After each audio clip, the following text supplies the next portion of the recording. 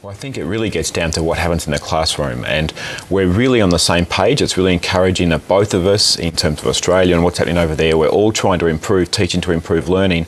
They're just really succeeding. They're getting into the classrooms and improving learning on a daily basis, and I think we get stuck at talking about it at the policy level without making real changes in the classroom. So what are they doing in the classroom that's different? Well, there's a lot of things. It's really around a lot of feedback and classroom observation. There's often a couple of teachers in a class providing feedback to teachers about how to improve each student's learning.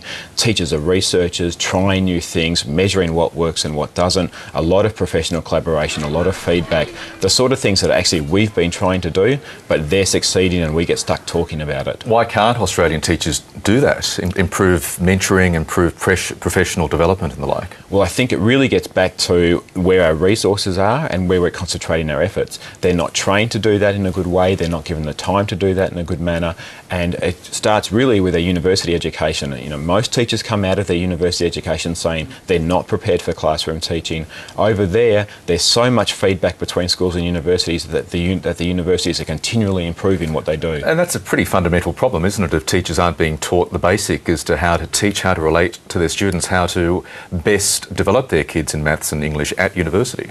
Completely. And we've known about this for quite a while, and that's the disappointing things. Teachers will continue to say it. They've said it for years. School principals will say it. We just haven't taken the steps to reform it. I'm not saying all universities. Some universities do a wonderful job, but in general, our teachers are coming out not prepared, and that has a flow-on effect. That has a flow-on effect to what happens in every classroom, every school, for the rest of their lives. So is this a bad report card then for teachers as opposed to Australian students? Well, no, it's a bad report card for us all. What this does say, though, is I think that there's a really positive spin or positive way we can look at this, is to say, yes, we're a long way behind, but going over there, it really came home to me that we can marry the best of what we have with what they have. We're trying to do what they are actually succeeding in doing, and we can make the same sort of gains they have. A couple of interesting facts I note in the report. Class sizes in a lot of East Asian countries are often much bigger than what's here, up to 40 kids.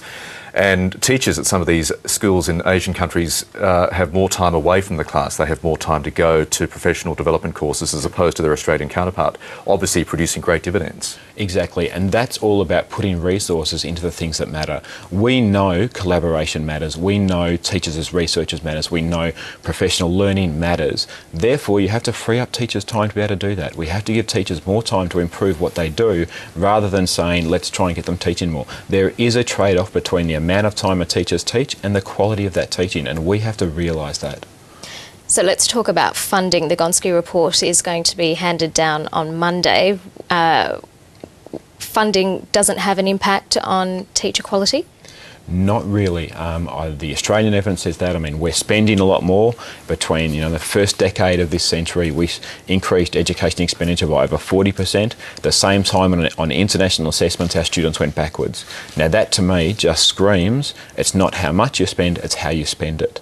So we can keep on having the same debate about whether or not kids in government schools or kids in non-government schools get more. Let's end it, let's move on and talk about trying to improve the learning of all students. I don't care where kids go to school, I just want them to get better.